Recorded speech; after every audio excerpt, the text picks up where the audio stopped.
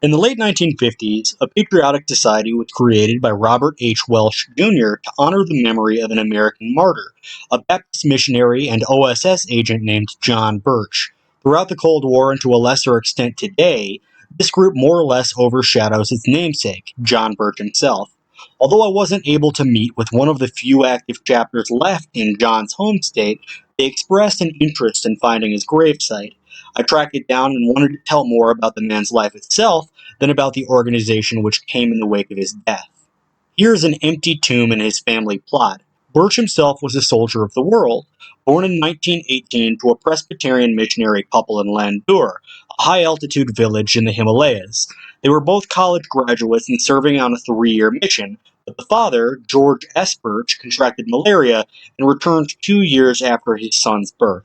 He was the first of 7 children between Ethel and George Birch, the latter of which would amazingly live to the early 1990s. From a young age, it was clear he would be a very talented man. He graduated top of his class at Gore High School and attended Mercer University in Macon, the city where he spent most of his short adult life. He was a strict Baptist even by early 20th century standards, but Birch himself looked back with some embarrassment during his war days, noting that he'd grown in his attitude. Much of this growth came from an incident following his joining a hyper-conservative student group which opposed some more liberal teachers at Mercer University. He and some other students tried to charge teachers with heresy for believing in evolution, and a day-long meeting was held at the university chapel, at which other students posted a sign warning against entry, saying, "Spanish Inquisition in progress." He later regretted what he called the, quote, teacher episode. In 1939, he graduated magna cum laude with the best grades in his class, unpopular amongst his peers, but likely with the attention of the OSS, who already knew that he was reliable and would never succumb to common vices like alcohol or women. After graduation, he enrolled in a missionary school and by July 1940 was sent to Shanghai, China. He furiously studied Mandarin and became fluent, and felt it was his duty to preach, even in the middle of World War II. So although he would later become a soldier, it was God that brought him to China, not Uncle Sam. The war with the US hadn't yet started, but Japan had invaded China 3 years before his arrival and established the Wang Jingwei regime in the Second Sino-Japanese War. The political background of this was a quagmire. Essentially, the sides of World War II were already being drawn. The national government of China, which the US recognized, was led by Chiang Kai-shek, who fought alongside the Allies against Japan. His army was the nationalist Kuomintang or KMT. Chiang Kai-shek's rival, a man named Wang Jingwei, a high-ranking official of the Kuomintang, defected to the Japanese when they offered him his own country with his capital in Shanghai. But by the time John Birch arrived in 1940, the capital was in Nanking, and the flag being flown was similar to the traditional flag, with the banner denoting Wang Jingwei. Jingwei genuinely wanted to control China under an authoritarian but nominally Chinese government, but was used as a puppet for the Japanese when they realized he would readily comply. When the invasion began in 1937 to occupy the capital, the rape of Nanking commenced. The Japanese military slaughtered up to 300,000 Chinese military, but mostly civilians, and slaughter here was marked by its brutality, which was not only commonplace, but celebrated. A famous incident of this was 2 Japanese soldiers, which made it a contest to behead 100 civilians with their ancestral katanas, and Japanese radio reported on it nightly. Propaganda was made of the executions, and people were slaughtered in the streets. The city was destroyed, with the very few Kuomintang left loyal to Jingwei spared of a similar fate. The final straw for John Birch, as was the final straw for America, would be Pearl Harbor. When Japan attacked in October of 1941, he sought out Army recruiters and volunteered. Recognizing him as an essential man, they had him in the service of the OSS, a predecessor to the CIA. He narrowly escaped being arrested by the Japanese administration and began aiding the anti-Japanese resistance. How this came to be is a fascinating story. In April of 1942, Lieutenant Colonel Jimmy Doolittle and his crew attacked Japan. Unable to refuel, the famous Doolittle raid knew it would be forced to land behind Japanese lines and was smuggled by Chinese citizens back to American forces. John Birch found out their location and frantically made moves to help them escape to the wartime capital of Free China, Chongqing. When Doolittle arrived here, he told Colonel Claire Chennault, the commander of the Flying Tigers detachment of Americans for the Chinese Air Force, about John Birch and his superhuman service.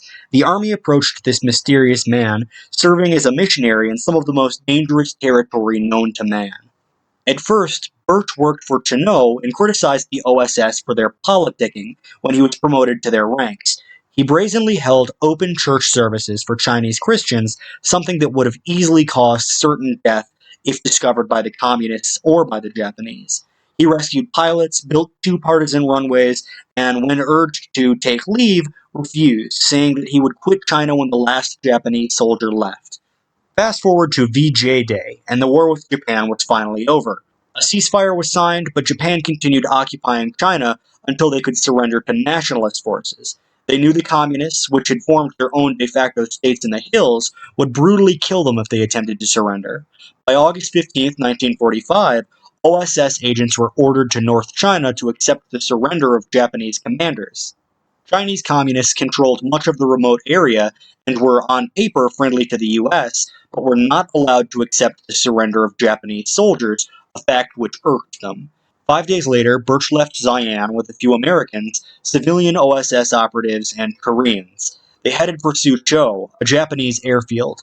His mission was to capture evidence pertaining to American prisoners of war.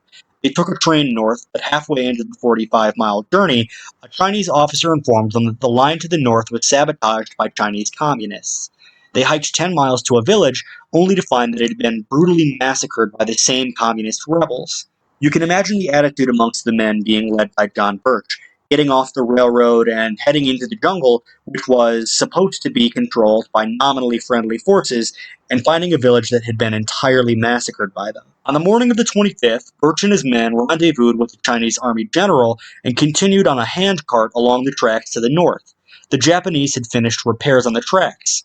After only a mile, they ran into a group of 300 Chinese communists, which they did not know were there.